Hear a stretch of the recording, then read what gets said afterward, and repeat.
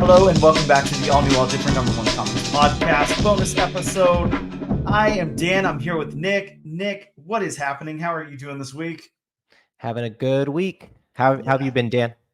okay. I'm doing well. We're like in that this I probably said this last episode, but we're in that cool period between Halloween and Thanksgiving, so everything's kind of fun. Like I love I don't know about you, but like I kind of like going to like stores and stuff right now because it's like ramped up and like they're packed and everybody's buying stuff. So it's I don't know. I'm having fun. I got the weekend off, so I went out like shopping this morning for stuff and like doing some stuff around the house. I get to go to the studio tomorrow and like record all day, so that'll be super fun. So Oh, record music, right? yep. Mhm. Nice. Drums. Yes. I'm gonna go record with my band. We're gonna do like we've been slowly. I guess at first we considered doing like an EP or something or like they kind of talked about a full length and I was like, look, I don't want to go in the studio and record a full length. I did that before and it's like unless you have like a huge following, you just sit on a bunch of stuff. So I was like, Mm. I don't see any point. So we've been going in like kind of doing like just a song at a studio or whatever. And it's been really fun. It's been really cool. Working with the engineer there has been awesome. So I like Well, it. recording a full album is a task. It's no Yeah. like small feat. It's like really a lot of planning, and you got to have all those songs perfectly down. And yeah, Yes. so totally understand where you're coming from with that. When you said that you were buying out your out buying stuff, are you buying stuff for other people or are you buying stuff for yourself? Oh no, yeah, for myself. We went to me and my wife went to like an estate sale this morning and Oh, just bought a bunch of random stuff. So, like some like we're actually gonna try this thing. Like we bought some like really big pictures, like framed and everything. Like prints or whatever, like old crappy looking artwork. And we're gonna I'm gonna paint. They're really big, so I'm gonna paint one of my cats on one of them, and she's gonna paint the other cat on the other one. So we're gonna do that and hang them up in our room and see how that goes. So that'll be nice. fun. Yeah, and yeah, just out doing that. Doing like the Target thing and everything. That's always fun. So Yeah, during this time, I think there was a period in my life where I hated it. I yeah, hated tons of people at the store. I hated oh yeah, going out definitely. with my parents and like, Mhm. oh, it's Christmas time again. I have to sit here and sit in line for like an hour or whatever and try and get Yes. whatever it was that we needed for Christmas or Thanksgiving or whatever. But as I've gotten older, I've kind of appreciated it a little bit more because I don't know. The I don't know what it is, but the more I go out and I like get more social, the more I enjoy it, Yep. and especially with like random people around the community or random people at the store, it's like I don't know, but there is a ton. I live in Southern California, so there Mhm. is lots of traffic. There's lots of people at the Right. malls. There's lots of stuff going on during this time for sure. Yeah, definitely. I don't know what it is. It's just kind of fun. Whatever. One of those things. How about you though? How's your week been? Week's been good. I went to see John Mayer last night with Oh, my sweet. sister. My sister Okay. had an extra ticket, and she was like, "My friends can't go. Can you go with me?" And I was like, "Sure." And I'm really a big fan of John Mayer's Continuum album. Yeah. But he last night he did a solo show, so it was just him and a guitar, and it Wow. was it was fantastic. He actually played piano too, and I was like, "Oh, there's just nothing this guy can't do." I was kind of upset because he was playing piano and he played it beautiful, and he was Yeah. playing guitar. He would like play guitar and then put the guitar down and play piano and then play the guitar again. And I was like, "Come Oh on, man, man. come on, Stop like showing off. give me a break, dude." Yeah. Especially like being a musician, I'm like, "Come on, man, like you can just play guitar. Don't make me feel bad for not knowing how to play all these instruments." Yeah, like how are you gonna play guitar really, really good, sing really, really good, and then hop on piano too? Come on. Right? Yeah. But it Wow. was it was fantastic, and did that last week. I saw another band on Saturday. It's the perks of living near Los Angeles. Sure. Yeah. Very awesome. Well, cool. Well, yeah. I was gonna I was gonna ask about your interview that you did with the guy. We're gonna do the Oh, okay. artist and writer of ZAWA, Yeah. So ZAWA and the it's Belly of the Beast. How was it? yeah, it's Michael. God, in my head it's like so easy to say, and then when I say it, it's impossible. Dialynas, I think is how you pronounce it. I Okay. believe that's how you say it. Michael You sh Dialynas. you should know. I should You know. you Yes, I interviewed him. should know. I'm Yeah. gonna I'm gonna make clips of all these podcasts that we've done Mhm. so far and just put Yeah. Michael, and I'm just gonna, edit all the parts where you can't say someone's name. Yeah, exactly. Just a supercut of me like stumbling on everybody's name. I love it. That would be a great bonus episode all in its own. Give me Yeah. 30 minutes of that. Yeah, exactly. Shit, probably longer. Yeah, no, Michael was so cool. He was. I've interviewed a lot of people. I've been really. I have no idea how, but the comic book community has been so cool.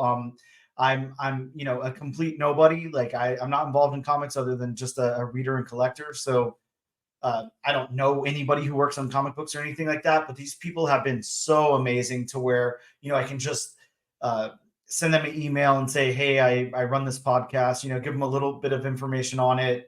And they get right back to me and they're like, yeah, I'd love to do it. We set up a time and then we hop on. So it's been so cool. And I've talked to, some of my favorite writers and artists and stuff like that. It's been insane. Like I never thought that would happen. So that's been really cool. When I reached out to Michael, and I thought it was going to be a long shot because I don't know if you and I discussed this or not before, but this was the cover of previews for I can't remember this Oh, August or September issue or whatever. we did So talk the about that, cover, yeah. yeah, the cover of previews, the comic book catalog that the shops order from and all of that. So this was the cover. So I was like, I don't know, dude's probably going to be so busy, he's probably gonna have time, whatever. I'll reach out anyways. But yeah, he got right back with me and was like, hell yeah, let's do it. I was really stoked. I talked to him. I tried to keep it like very focused on this because he's done a lot of other stuff that I really love too. He did Wind with James Tynion, which is such a cool book, and that's still going. He's done a lot of Teenage Mutant Ninja Turtles work, which, yeah, hands down, I awesome love the stuff. print of, I think there's a print that he has of, Michelangelo sitting, and then he's, like, looking at he's looking at something, and then Yeah, on the wall is all of the other Teenage Mutant Ninja Turtles weapons that he yeah, uses because yeah, he's yeah. the last Ronin now. I Yep. mean, I saw that, I was like, "Wow," and I know that, Michael did that, and I was like, "Wow, that was really cool concept." Yeah, it's insane how great of an artist he is. Like Mhm. he's really really good, and like he's got a very unique style that I really like a lot. Just really cool. So yeah, I tried to keep it really focused on this book. We talked a little bit about other stuff, him breaking into comics, him working with James Tynion and all of that, which was really cool. But yeah, once we got into this comic, I it was almost like I was starstruck because a lot of times people don't do this. A lot of times, whenever a book is coming out and it's not released yet, because I interviewed him before the book actually came out, I just kind of had the synopsis to go off of, whatever, like some questions that I think will might pertain to the book or whatever. But Michael was super cool. It was I want to say I talked to him about a week and a half, maybe 2 weeks before the book came out, and he's like, "Cool, here's a PDF of the entire book, the entire issue and everything." And I was like, "I get to read the book first. This is so cool. I don't ever get to do this." So I got to read it and talk to him, directly about the things that happen in the book and all of that. I try to keep it really spoiler free and everything, but yeah, it was so cool talking to him. Such a cool guy, and I'll say this too, he is somebody who really is like super passionate about what he's doing. So he was really excited to talk about everything. And I try to keep all the interviews like always in my mind. I'm like, let's do 30 minutes. They always end up at 45 because I'm pretty long winded too. But I mean, we talked for about 30 minutes before we started recording. And then after we were done recording, we talked close to an hour. So, like, I mean, Wow. just a really cool guy. And when I say passionate about this project and about the stuff he's working on, like, you won't meet anybody else that's more passionate about the stuff that they're doing. Like, he is just in it. So, Mhm, mhm. really cool. I was really excited to talk to him. It was very awesome. That's cool. That's Yeah. but yeah, and I saw the podcast length of your last podcast. It was like 2 hours or something like that, I think, Yeah. right? Yeah. Yeah. It was a And so long, so I yeah. was like, "Wow, that's kind of longer than usual," Yep. Yeah. but Yeah. glad it We went were well. That's doing it. awesome. Yeah, it went really well. So, how about I know you don't typically, or you do. I can't remember exactly, but I know you read digitally a lot. Yeah. Have you made it to like your local comic book shop this week at all, or last week or No, anything? No. Okay. 2 weeks ago was the last time I went. They Okay. have all my pulls, like, in my box still, so, Yeah. it's really it's really just getting down there that's like the hardest part for me Yeah, because sure. It's not. I'm very like loyal Yeah. to them, and Mhm. it's like 45 minutes away. So Oh it's wow, just yeah, that's all about insane. me going down there and doing stuff. But why do you ask? Uh, the reason that I asked is because I was wondering how the like community around this book was because I'm I discussed this with Bob on the regular feed. Like it was so crazy, to again, like I read this book beforehand. I interviewed Michael, and then going into the shop the day of release, this book was all over my shop. It was like my shop does. There's like three like steady employees, like the owner, and then like two guys who have who are always there or whatever. So like on the new releases, like everybody puts up like a little like this is their pick of the week. They do like a reading pick of the week, a cover pick of the week, all this kind of stuff. Like everything's like a pick of the week. There's a shop dog there, and like the shop dog has a pick of the week and all of that. So they're really based in that. But like everybody, everybody was talking about this book. Everybody had a copy in their hand. Every single person, waiting in line and everything had the regular A cover. They had the Scotty Young FOC reveal, and they had the incentive cover. Like everybody was all about this book. So I was just wondering if it was the same thing over there on the other side of the country. But Yeah, I have not been to the shop, but I know that this book has already gone to second print. yep, So that's saying a lot. After the yeah, first couple days, it already went into second print. So yeah, it nuts, must be right? And flying off the shelves. the cool thing was, I wouldn't say I wouldn't use the phrase or word like humble. Like it's not like Michael. Like I wouldn't say he's like super humble, but I mean he wasn't braggy or anything. Like there's a pretty good like middle ground there. But like he was, I think we talked about it a little bit off air, but he was just like, I'm kind of nervous. Like, I don't know how this book is going to do. I don't know if it's going to do okay. I don't know if people are going to like it. I'm really anxious right now and it's about to come out and everything. And I was like, dude, this is going to be the top of everybody's going to be talking about this thing. And he was like, I don't know. So I'm really anxious to send him an email, and talk to him and ask what he thinks now, now that it's gone to a second print, now that everybody loves it and all of that. Like, I think that would be really cool to follow up. But yeah, just really cool and such a cool guy. So yeah, I'm glad such a cool guy that you got to talk to or whatever is just having success, yeah, regardless of because he's been working hard for yeah, like a for sure. while. So it's like in due time he'll have this like he'll get what's coming, which is like the rewards of whatever he's been working on.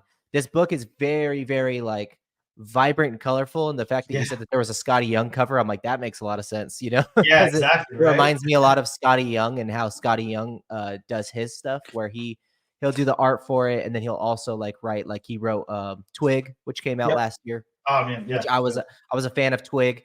Uh, there should be, ooh, that's the yeah. Scotty Young That's cover. funny. Yeah, yeah. And The Scotty original Young is just too. one of those people where you see something that he's done and you're like, that's Scotty Young, Yeah, like that's yeah, for sure exactly. Scotty Young. It's so, is that another Scotty Young cover? That's an incentive. Yeah, the incentive. So Oh wow, yeah, that one looks yeah, crazy. really good. Yeah, and Michael did that. So yeah, Oh nice. yeah, So yeah, this this book by itself is something to look at and be like, oh, there's something unique going on here. yeah. From the get-go. It's like, oh, okay, the designs are really cool, the art's really cool. I love the vibrancy. I love the neon, the purples and the greens, the weirdness of it. Yep. I think I might like the concept more than I actually like the content a Hmm. little bit, because I Sure. was reading it and the content, I was like, okay, the characterizations are there, but like some of them seemed a little off to me. But Hmm. when it comes down to it and you're like looking at a book that's like something new and something like creatively different than something that I'm used to reading, Hmm. then then there's reason to pick it up. You know what I mean? Yeah, sure. And I think, for like you or I, not having Michael here on the show and all that, and like we can talk more, straightforward about it or whatever. A lot of times, I don't know about you, I don't know how big you are into like Boom Studios books or whatever, but Boom does Boombox, which is like an all ages imprint or whatever Hmm. of Boom Studio. So as you see, this is a Boombox book, so it's like an all ages book. So everything is here, in here is going to be safe for all ages to read and all of that. And I don't have a problem with that kind of thing. Like I collected Adventure Time and Steven Universe comics and stuff like that too, Power Ranger stuff, all of that stuff. But sometimes that can be like a little. It's almost like throwing a label out there that's like, all right, you're not going to get like too deep into anything. Like there's not going to be people like so passionate that about a certain thing that like there's going to be like cuss words in there that's not going to be like super violent. Not that a comic book needs those things, but like sometimes that kind of thing can turn people off or whatever. And I had that thought at first too. When I saw it was Boombox, I was like, okay, so for all ages it's not going to be exactly what I'm used to for like an indie book. But I think that the workarounds in this are like I think that he achieves all of that really really well. One of the Mhm. things that I like about this book a lot, and I guess we'll get into our more traditional breakdown of it in a minute, but one of the things that I do like about it that I pointed out to Michael when I had him on was the setting. I really like the world building a lot. I think that's my favorite part of it because it's almost like post-apocalyptic, dystopian like future, but at the same time it's not, and it's this really vibrant city. And I'm Mhm. like, how do you have both of those things going on here? But it shouldn't work. Like it honestly shouldn't work because they're two very different things. And I don't understand how you bridged that and like made it both of those things. And it's not that Michael like had an answer for me really, but of course, a lot of it was like, hey, there's a lot more to come. There's a lot more that reveals like what happened before and all this. And I'm like, okay, I probably need to step back and just wait until I read those issues to understand that. But I really like that about the book. That's something that I can't think of anything else where I've really seen that. Usually you get the uh, dystopian future or whatever, and that's like kind of the showcase. You don't have like this big nice city along with it. Like I don't know. I thought it was a really cool juxtaposition. Yeah, and that's the world building, I guess, that you would say, like the concept of this world where Yeah, there's this legend or mythology of this creature that is eating people, the Globbedygook or whatever they call it, yeah, yeah, Globbergeist or whatever it yeah. was. Something like that. Is it Yeah. the Gobblegeist, the scary Mhm. Gobblegeist? That's what the girl calls it, the sister of the guy. Uh, when she says the Gobblegeist, like there's this legend that like someone go when you go to this place that "Oh, I hope you don't get eaten by the Gobblegeist or whatever like that. And then it turns out to actually be true, and Yeah. that's Zawa, or right? That's the name of the creature, I'm guessing, right? Yeah. Yeah. I Zawa. believe so. I Yeah. don't We know have. if Oh yeah, yeah. it We says do it. call it out towards the end of the It book. Yeah. definitely it definitely says it. And there's this like great, my splash pages. There's a great splash page where it Yeah. says Zawa in the top. Yeah, that one. Yep. Yeah. Really cool. That could have been the cover, I thought. That would have been really Yeah. cool. Last Guardian of the Mountain. So like that thing is cool about it, the mythology of it, and there's also some like sinister doings from the guy who's in charge of this Mhm. factory or this company or whatever like that. We don't really see that guy very much.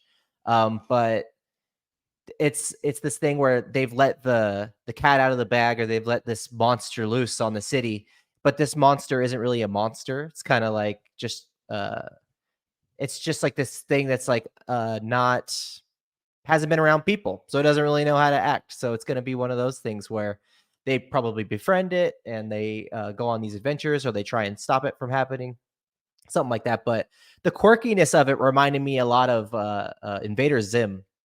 Oh yeah, yeah. I didn't even think about that. Yeah. Yeah, it Okay. reminded me of Yeah, I can Invader see Zim a that. little bit with the Mhm. quirkiness, with the because there's like monsters and it's kind of like weird and like scary, but it's not, because Yeah. at the end it just eats something. It goes, that was good, and it's just Mhm. like, oh, it's like a little quirky, which makes it the all ages aspect as well. But yeah, Yeah, and that's go ahead. Go it's ahead. funny too because that's kind of like the point of the book. And again, like I have I've read it a few times, and I read it right before we started this record too. But it's kind of like Zawa is imprisoned and given basically like trash. That's what Zawa's feeding off, Mhm. trash. And it makes Zawa like this really sad creature or whatever. And we don't know yet why Zawa is imprisoned here, what would happen if Zawa wasn't, and why. Obviously, society works the way it does in this place, and the mayor's tied into it and everything by suppressing this creature. Whenever Zawa's given like good nourishing food is whenever Zawa becomes the Zawa that's on the cover of the book, and the happy Zawa at the end. So yeah, it's all tied into food. It's all tied into like not eating the garbage and then eating good food. So we don't know exactly like what that is yet or why that is, but obviously we'll find that out as the series goes along. Um, yeah, it's I actually asked Michael, and this might have been like, going into like a weird territory with him. I'm not sure like how he took it, but I mentioned rare flavors because I was like, look, you have a really food focused book. Like it's really focused on food here. Rom V just came out with rare flavors, and that's completely centered around food. That's the whole Mhm. basic point of the book or whatever. And I was like, you got a lot of this in there. You got these kids that like working in a bakery. You have the mom working for the mayor, developing drinks and food and stuff like that. Mhm. And I was like, so Ron V decided to put recipes in his book, and make them work along with the story and everything. And Michael was kind of like, yeah, I had some of those thoughts too. I thought, maybe if we did really well, like maybe there'd be some supplemental material that comes along later, like in trades or something with like some recipes and stuff in it, which I thought might be a cool idea, without really lifting anything from something like rare flavors. But yeah, they both use food. And they use them in a really really different way. Mhm. Yeah, But it's I not thought that was interesting. it's not like Ice Cream Man, where it's Yeah, yeah, yeah. like True, true. Ice Cream Man is like one of those books that I was like, oh, that's interesting. It's all based on like ice cream, or it's all based on like the Ice Cream Man Yep. walking around feeding people like these ice creams, but it's not really about that at all. It has nothing to No. do with food. It's all about No. scary stories and disgusting things. This is actually like what it reminded me of is like the fast food industry's hold on a nation, kind of, Yeah. and like how it can destroy certain aspects of it, and like even like I don't know, create poverty in some way, or create this dystopian era of. It reminded me a little bit of like Idiocracy too, how like Oh man, the I love have it. you Yeah. seen that movie? You know what I'm talking Oh about? yeah, a million times. Yeah, Did you love it. know that the Crocs came from that movie? No, Did you ever know that?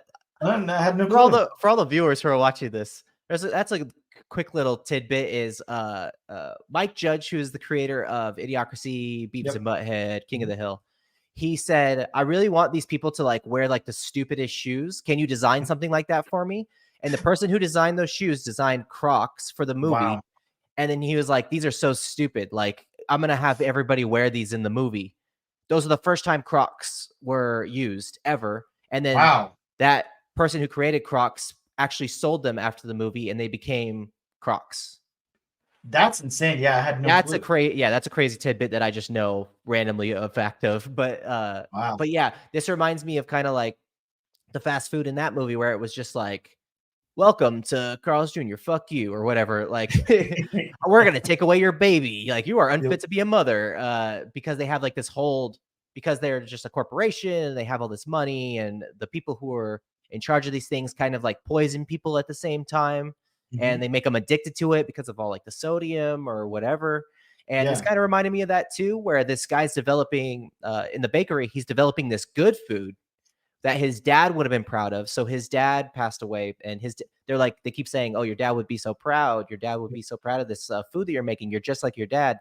I wonder if that's going to come into play a little bit, like what happened with the dad, because maybe this dad was making good food, and this guy, the corporation, didn't like it or something like that. Maybe it was helping people with like the nourishment. Not sure, but I could go way off into these like tangents, but Well, yeah, I mean, that's something that I didn't notice the first time I read the book. It took me like till the second time, but I honestly, it was pretty straightforward, but I didn't put it together. You know, the first few panels we have somebody going to visit ZAWA and giving them some food, um, and it's a nice encounter. Obviously, it's like, here you go. I'm sorry, things will be better soon or whatever it is. Like, and then it's like 10 years later, and then it shows the current time in the book, and obviously that was the dad, uh giving Zawa oh, good of food. course, yeah, yeah, yeah. Yeah, Oh, I yeah. didn't So even realize. dude, I didn't catch it the first time I read it at all. Like, Oh, yeah, I completely I only read overlooked it it. once, and I Yeah. was thinking about it. I was like, "Oh yeah, that guy in the beginning. There you Mhm. go. That Yeah, makes a yeah. lot of So that's the sense." dad. Yeah. So it ties that in, but yeah, it's interesting, and I don't want to. I don't want to make it sound like I'm not sure how to put it. I don't want to make it. I don't want to like dumb it down. This is an all ages book. Like, this is Right. absolutely an all ages book. This will. I feel like this is probably, in my opinion, a little more appealing to people like younger than us. Now, with that being said, like this is a good read. Like I really like it. I enjoy it. I think I'm probably gonna enjoy it for the art more than the concept of the book, but I really like the concept of the book. So we'll I'm not even trying to say that we're at that place in the podcast yet where we're, recommending the book or not recommending or whatever. I just think it's a very nuanced book, and I think that it would be worth knowing that going in. Right. That kind of prepare yourself for an all ages book. If you're cool with that, then this checks all the boxes and this works really really well. If you're not looking for an all ages book, I don't know. Like I do feel like this works absolutely on its merits alone, and you can read this as an adult and really enjoy it. But it does have that all ages feel, if any of that makes sense. I feel like I'm Right. contradicting myself a little I bit, know, I but completely yeah, agree. Don't go into this expecting the best dialogue. Don't mhm, go into this expecting like the best, I don't know, character growth or characterizations of characters. Go in this thinking, I'm gonna dive into this world like a Scotty Young would, like a Scotty yeah, Young mhm, book, and I'm gonna look at all these cool things that are going on in here, and I'm gonna enjoy it. I'm just gonna enjoy the ride of it, and yeah, just hopefully get some good some good read out of it, like some good enjoyment of just, looking at pages, reading what's on the pages and not expecting this to go super above and beyond of what you might be used to, especially if you're like an avid reader and you've read everything under the sun. yeah, sure, Like if you pick up every single book and you're like, I know exactly what's a good read or what's a bad read, just go into it like, I don't know, as like popcorn book. It's kind of like a popcorn movie, you know? It's just like I'm not going definitely, to Fast and Furious expecting the best dialogue and whatever. I'm going there to just enjoy my time. And in this case, I'm enjoying all the things in the background. mhm, Honestly, I'm enjoying there's a good page where you said like it said 10 years later. There's yeah, a mhm, beautiful page of like this like fish that has like this ball at the end of its mouth. There's like food. There's just like ads everywhere. There's all these nice lights. Like it looks very Christmassy. There's like this tree that's the shape of a person. There's so much like little stuff in there. And then but in the background of that, I'm like, "Oh, cool. We see the corporations and all the smog that's filling the city." And those are like the little things that I'm like, "Okay, I'm not looking to get in depth with the dialogue or the words or whatever. I'm looking for this for like all the little tidbits of art that I can pretty much tell you what this book's about by not reading it. I could tell you exactly what's going on, which is what I took it as, and I actually like it. And the character designs fantastic. I just really enjoy the art for sure, and I love the world that he's building. yeah. It's some great art, and yeah, I mean, perfectly said there. The world building's really really good. The story, there's a lot more to it than what we see here in this first issue. You can obviously tell there's going to be a lot, coming later from this. Now, one of the things that I do want to say about it before we get it, get to the part where we, recommend it or not, or whatever, is it's I feel like it's a pretty simple, straightforward story. Mhm. I don't see anything wrong with that. I love, a lot of stories that are really simple and straightforward. But I'm gonna equate it to something, and this could be like a super hot take. So I don't know. I don't mean to offend anybody listening or anything like that, or you if you're really into this. But I'm like I'm always gonna be like more of a Marvel guy, like Spider Man, that kind of thing. Like as opposed to like reading like a DC comic book. Mm. So sometimes I feel like although both the publishers have very like long histories with their characters and drawn out backstories and lots of nuance and everything. When I think about it, like at a base level, like at a really simple, straightforward level, I'm more I'm going to gravitate towards like picking up a Spider-Man, a Wolverine book, whatever, as opposed to Batman. If I see Batman sitting there on the stands, I'm like, it's really straightforward. Like it's Batman versus the Joker. It's a guy dressed up. It's a guy who has a bunch of money who dresses up like a bat and fights crime. Okay, that's cool. Like, and you can do a lot with that.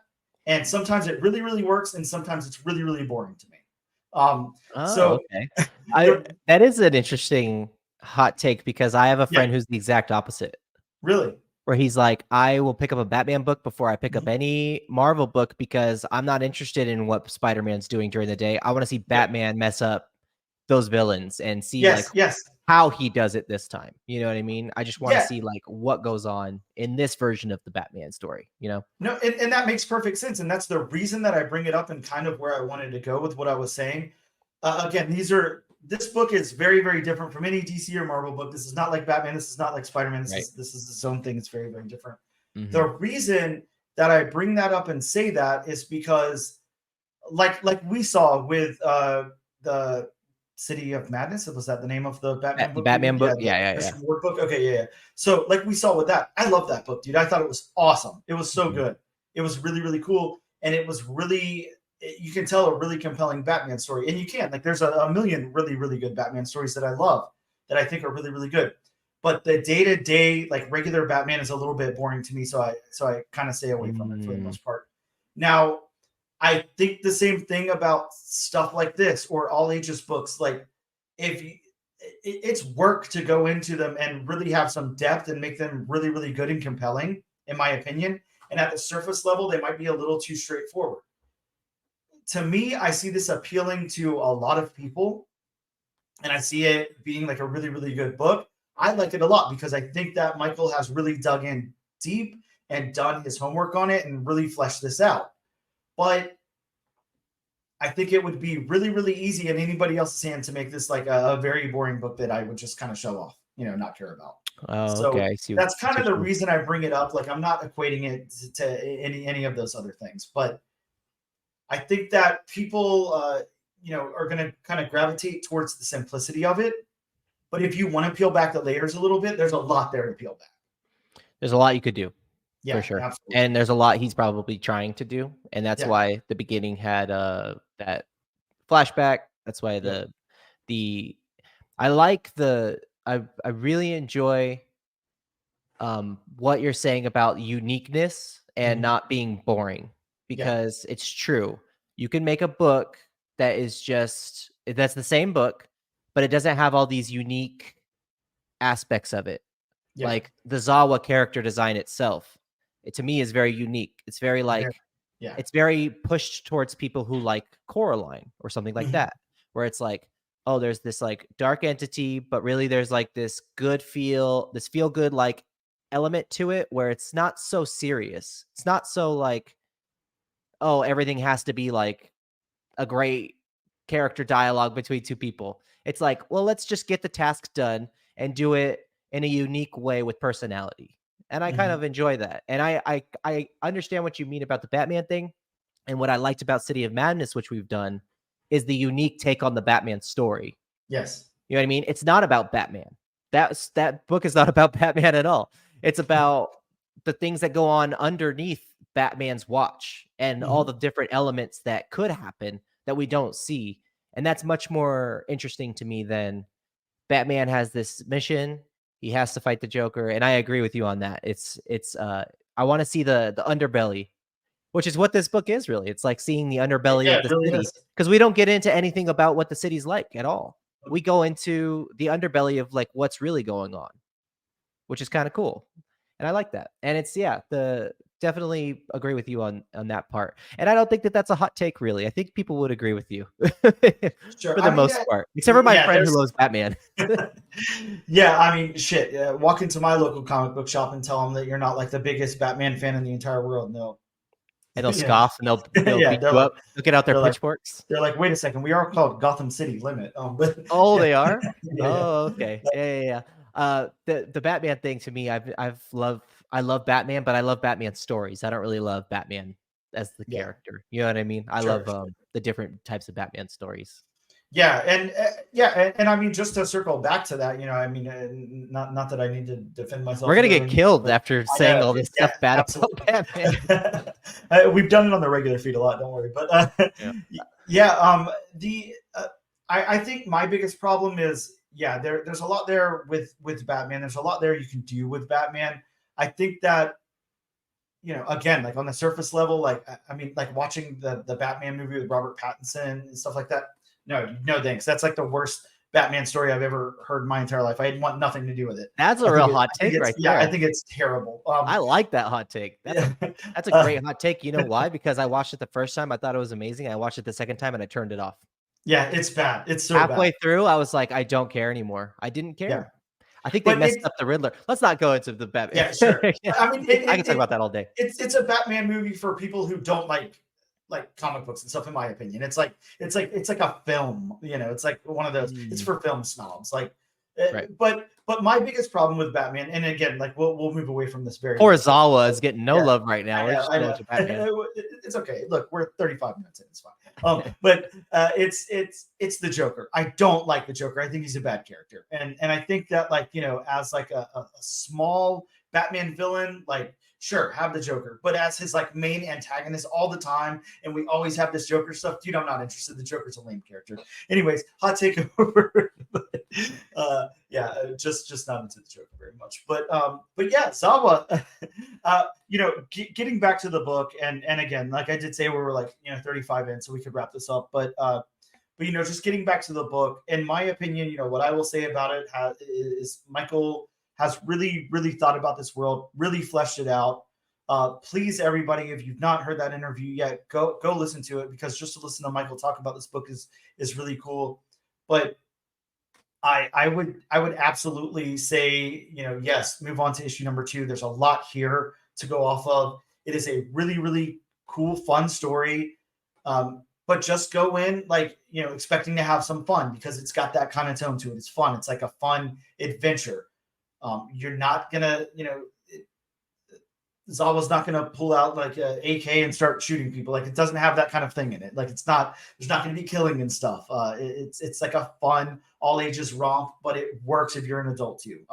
So that's kind of where I land on it, and I'd love to hear like where you land on it. I agree. Go into this not expecting the most amazing, I've said this before, don't expect the most amazing dialogue, don't expect the most amazing like plot ever. Go in just thinking this is a unique take on characters that are interesting, and we're getting into world building, so it's not like you're just going to get everything right away. Yeah. It's going to take some time probably for this to flesh out a little bit.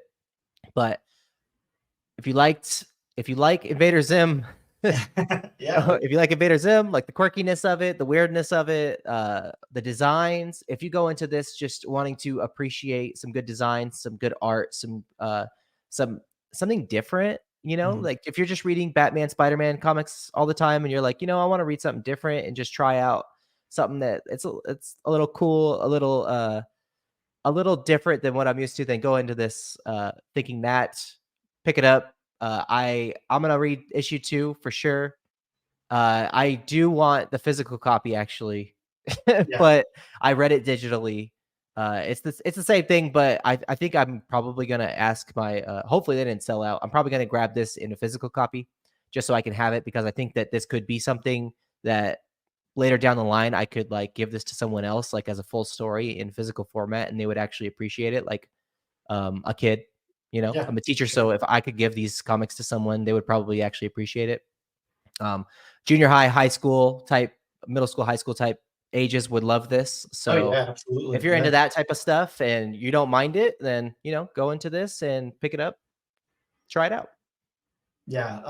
But yeah, and well put. I again, like, I do like this. I don't want it to come across, you know, any other way. This was a really good book, and I absolutely recommend it. I just wanted to you know, like, dig in deep, you know, and say what we had to say about it. So yeah, guys, ZAWA number 1, really, really striking cover here, really amazing artwork, and ZAWA Belly of the Beast number 1, in all accounts there. But yeah, really cool book. Definitely go out and pick that up.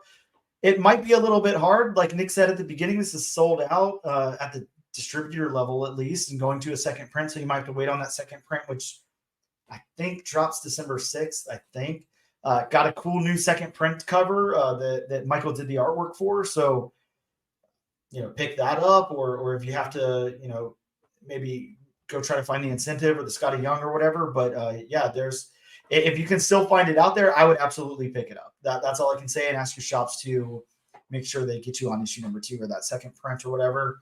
And I guess, that wraps it up. That's all we got to say about it. But thank you so much, Nick, for covering this book with me. Much appreciated. Thank you guys for listening. And as always, make sure you use our hashtag #AllNewAllDifferentNation. You could win a copy of this book. And again, man, I want to give this away to somebody because this is some top-notch.